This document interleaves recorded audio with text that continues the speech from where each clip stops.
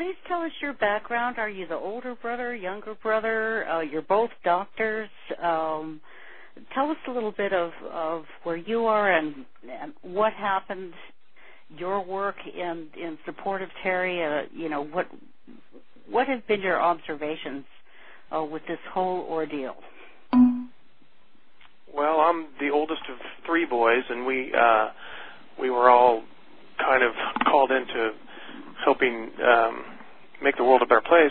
Was kind of our calling, I think, and so I was a city police officer when I finished undergraduate school, and then noticed that many of the people I was arresting were the same people over and over again. So I left and attended law school and became a prosecuting attorney, and was a prosecuting attorney for several years in Hawaii. During that time, I noticed that most people with criminal charges against them were just people with problems, people that needed to be helped, and people that maybe had mental disorders, or people that had issues with addiction, and so I then followed in my little brother's footsteps and went into more of a humanitarian type of field, and that was medicine. So I went back to med school and became a family practitioner, and have really focused on senior health care, addiction, psychological disorders, and more recently was called into Terry's cause because Terry, who has been a true patriot and represented his country well for the last 18 years, and even before that he was EMT and was right on the front lines of trying to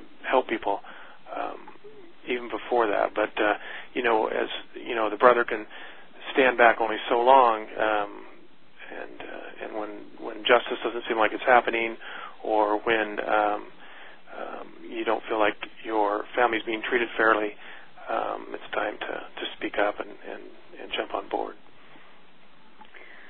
Very good. Wow, what a career.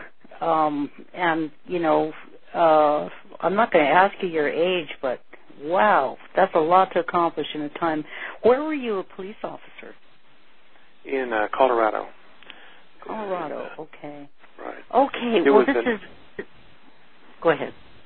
Oh, it was Greeley, Colorado. Greeley's north of Denver. It's right. Very good. Thank you for providing that background for us, and I'm so glad you're here. Now, I met Margaret Hemingway this summer, well, actually in the fall. You may have seen my article on the Usurpathon that we were doing. We actually, three of us met Terry, broke bread, had a nice time. And Margaret told me a little bit about you, background, and apparently you wrote yourself to Obama, and you actually are a Democrat, or were, or something like that. Is that right? And do you mind me being so forward and asking that question? No. I would describe myself as an extreme moderate, and what that means to me is that, and it's kind of does the very far right scare me more, or the very far left scare me more? And so I usually vote for the party that scares me the least, and that's a sad commentary on the present circumstances. But no, you know how we are. When we're younger, we're very idealistic and almost an activist, and then as you really look and learn, you start to see that even people that have good intent sometimes are perhaps in error on how to accomplish the same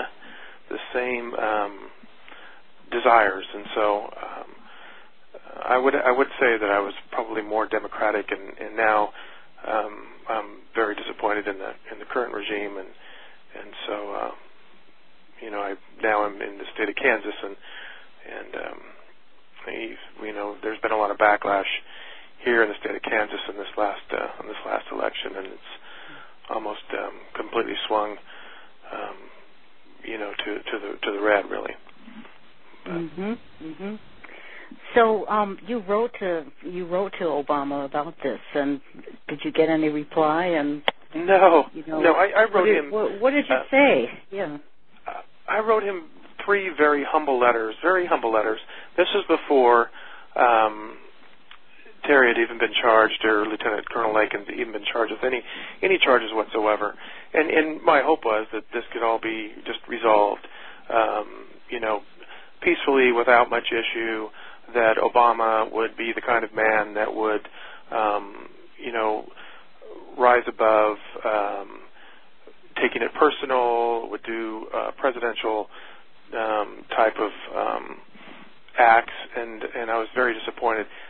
Basically, I explained to Obama, and I don't even know if I should call him President Obama, but I explained to Obama that this was an issue that was important not only to my brother but to many in the military, and that they all took the same oath to uphold the Constitution, and that the issue of his eligibility to hold office is his issue and his issue alone, and it's his issue to fix, and that this can be done. And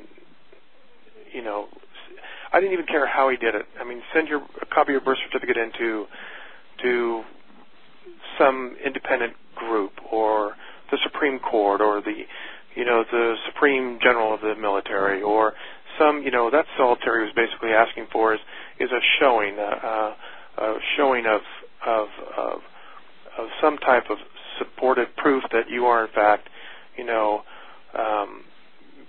citizen, a natural-born citizen, something along those lines. And I sent 3 to him before charges were even pressed, and I received no response whatsoever. And until I got a letter from the military Judge Advocate General saying that the letters have been forwarded to him, or to them, from the president. So I know the president got them, and I even sent a copy to Vice President Biden, just to make sure that this was forwarded to him. And so it's unfortunate that the president or Obama didn't even have enough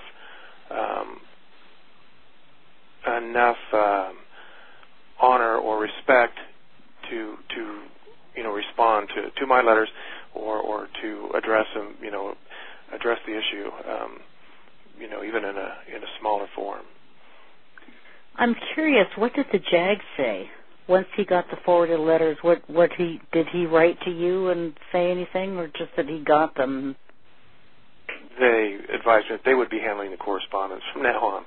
Basically, if I remember the response, it was pretty curt. I bet. It was short. It was short. Yes. Mm-hmm. Yes. And first sign of breaking the chain of command. Right. And these were letters that were kind of person-to-person letters. They weren't necessarily meant to be shared, and they weren't put on any website. They weren't put on any, they weren't for the media at that time, and yet to him they were, something to be used to further potential court-martial rather than take care of the issue. So I now have no respect for the man, and it wasn't always that way, and that's unfortunate. Wow, that is really amazing, because he did get them, because he forwarded them. And I was thinking about this, maybe it was early this morning, about how much this issue of Obama's eligibility has been thwarted by the quote-unquote standing. I know that you've looked at, some of the other cases and have a general view. But it's curious to me that Lieutenant Colonel Lakin has, enough standing to be punished, but apparently not enough standing to get an answer to his question, which is pretty basic. That's so true. If many of these hearings, I can understand why the court perhaps would say that they didn't have standing. I mean, the relationship was remote. However, in his case, and remember, Terry's already been to Afghanistan. He's already, I think his last tour is 16 months. He's been to Korea. He's been to Bosnia. He's been to areas of conflict. But when he was redeployed, it was after Obama himself said that in December at West Point, he said, I am,